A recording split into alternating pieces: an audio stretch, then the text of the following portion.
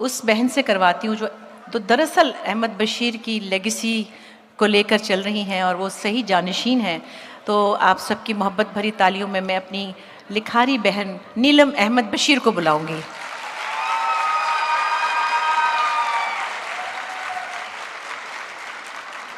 नीलम हम सब में से बड़ी हैं, हम चारों बहनों में, लेकिन ये एक हवाले से क्योंकि अब्बा की लेगेसी मैं कहूँगी कि हम में से कोई हम इतना लायक नहीं है, हम सब नालायक लोग हैं।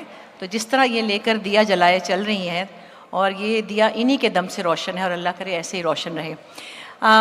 इनके साथ मैं बुलाऊंगी अपनी छोटी बहन को जो आपके सामने बहुत सी ड्रामों में बहुत अच्छे परफॉर्मेंसेस की वजह से बड़ी मकबूल हैं। दरमियान में एक टीस उठती है जब हम एक नाम लेते हुए रुक जाते, सुंबुल का। वो हमारी दूसरी बहन थी और अब्बा की चारों बेटियां उनके लिए बहुत अहम थी। वो चली गई दुनिया से और खैर वो हमारे साथ है और हमेशा रहेगी। सबसे छोटी है अस्मा, तो अस्मा अब्बास को बुलाते हैं। आइए अस्मा।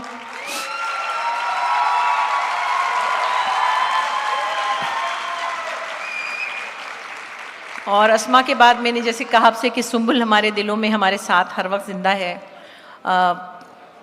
जाने वाले रिश्ते कभी ख़त्म नहीं होते। उनकी बहुत प्यारी सी बेटी है जो कि फ़ाइन आर्टिस्ट है, बहुत बड़ी टीचर है, बहुत अरसे से एक स्कूल से मुंसलिक है और म्यूज़िक का भी बहुत टेस्ट है, गाती भी बहुत अच्छा है, बल्कि म्यूज़िक टीचर भी है।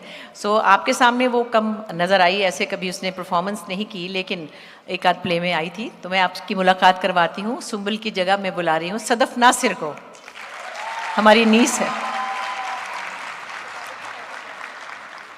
और मज़े की बात है कि अहमद बशीर की जो अभी किताब की सिल्वर जुबली है, जो मिले थे रास्ते में, उसके जो टाइटल पे तस्वीर है वो इनकी बेटी ने पेंट की है और ये आप देख सकते हैं यहाँ पे बनी हुई है, अलीज़े बाबर ने।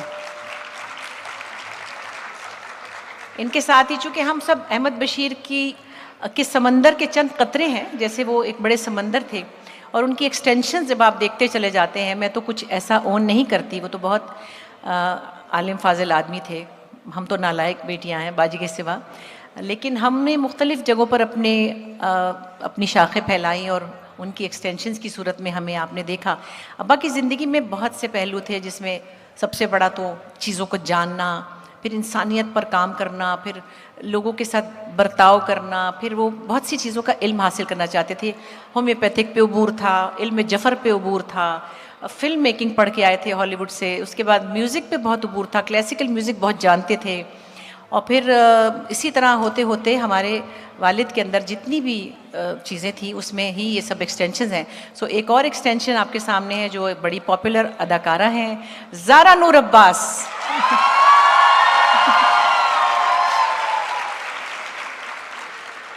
तो ये तो अभी चंद लोग हैं जिन्हें हम बिठा सके, हमारे पास बड़ी लंबी लिस्ट है। हमारी बेटियां, नीलम बाजी की बेटियां, सब में कुछ ना कुछ ऐसा है जो अब्बा का अक्स है। उनका बहुत एक गहरा हम सब पर असर रहा है, ख़ास तौर पर जब वो ज़्यादा, क्योंकि कर्नल अब्बास साहब के साथ पले हैं, अस्मा और अब्बास भाई के साथ उनके घर में रहे। मेरे वालिदैन को इन्होंने बेटे की तरह, बल्कि बेटे की तरह नहीं, बेटे से बहुत अच्छी तरह, बहुत मोहब्बत से, बहुत खिदमत से उन्हें रखा, प्यार से। ऐसे दामाद नहीं होते, ऐसे बेटे भी नहीं होते। मगर बहरहाल कर्नल अब्बास, आपका बहुत शुक्रिया, आप यहाँ मौजूद हैं और आपकी वजह से वो घर हमारे लिए अब्बा का घर बना हुआ है। अच्छा जी, तो सबसे पहले तो हम बात करें इस टाइटल के हिसाब से, और मैं तो छोटा मोटा काम आपके सामने करती हूँ, मेरे तारुफ की ख़ास ज़रूरत नहीं है। अहमद बशीर इमनाबाद में पैदा हुए थे, जो गुजरांवाले के पास एक छोटा सा शहर है। मुझे तो लगता है वो बड़ा रंगीन शहर होगा, क्योंकि हम तो वहाँ रहे नहीं, लेकिन वहाँ से मैंने देखा बहुत से लोग गुजरांवाले और इमनाबाद के अराउंड, बहुत से ऐसे लोगों को, बहुत से पढ़े लिखे लोगों को, बहुत से गुनी लोगों को मैंने देखा कि वो इमनाबाद और गुजरांवाला के इर्द गिर्द के इलाकों से मुंसलिक हैं। तो वो कोई बहुत ही ज़रख़ेज़ ज़मीन लगती है मुझे। वहाँ पले बढ़े और वहाँ फिर म्यूज़िक और ये मिज़ाह और लिखना पढ़ना और ये सब चीज़ें, ये उनके अंदर मुझे लगता है कि उस माहौल की वजह से आई हैं जो बिल्कुल रंगीन माहौल था। मैं चाहूँगी कि नीलम, आज बल्कि मैं ये भी बताऊँगी कि नीलम की 11 किताबों की कुलियात छपी हैं जिनका नाम है नीलाहटें, वो भी हम आज आपके सामने शेयर करेंगे। और नीलम की शायरी की किताब भी आने वाली है और इनकी कहानियों की किताब हर गुच्छा ज़ख्माया। सो नीलम, आप बताइए कि ये सफ़र जब आपने शुरू किया था अब्बा के घर में, तो मुझे याद है आपने एक बार बताया था अब्बा ने परवीन बाजी को, हमारी फुप्पी परवीन आतिफ़ को हम बाजी कहते थे, वो भी बड़ी लिखारी थी। हाँ, उनकी किताब भी यहाँ रखी है, परवीन आतिफ़ की, उनकी कुलियात भी छपी थी। तो क्या कहा था ज़ाहिर अब्बा ने पहली बार परवीन को जब आपकी कोई तहरीर पढ़ी थी? तो इसको ऑन कर लें। हाज़रीन सबको अस्सलाम वालेकुम। ये बड़ा एक ख़ास मौका है कि हम इकट्ठे होकर अपने अब्बा अम्मी सबको याद कर रहे हैं और जो जो अल्लाह ने हमें हुनर दिया है उसका थोड़ा बहुत इजहार कर रहे हैं। तो हमसे पहले जो हमारे बड़े थे, हमारे वालिद, हमारी माँ और हमारी पुप्पी, उनके लिए मैं ज़रूर तवज्जो चाहूँगी। बहुत बड़ी राइटर थी परवीन आतिफ़, वो कि वो हमारे साथ नहीं है लेकिन उनका अदब ज़िंदा रहने वाला है। तो उनकी ही छाँव में हम सब ने परवरिश पाई और इसीलिए एक ऐसा माहौल मिला घर में आर्ट, अदब का, कल्चर का, कि हम सब के अंदर कुछ ना कुछ अच्छी चीज़ें, मैं इसको अच्छी चीज़ें ही कहती हूँ क्योंकि माशरे में अगर ये फ़नून लतीफ़ा का ज़ौक़ हो तो माशरा काफ़ी बेहतर बन सकता है। तो खैर, अब्बा का एक ख़त मैंने देखा जिसमें परवीन को लिखा हुआ था मेरे बारे में, मैं उस वक्त शायद 6-7 साल की थी, कि नीलम ने एक नज़म लिखी है, मुझे इस लड़की की जहानत से डर लगता है, बड़ी खौफनाक मालूम होती है, अल्लाह इसको पता नहीं कामयाब करे। तो मुझे बचपन का याद है।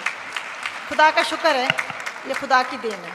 एक और बात मैं ज़रूर मेंशन करना चाहूँगी, ज़्यादा बातें मैं ही करे जा रही हूँ वैसे, मुझे बहुत, मगर क्या बोलूँ।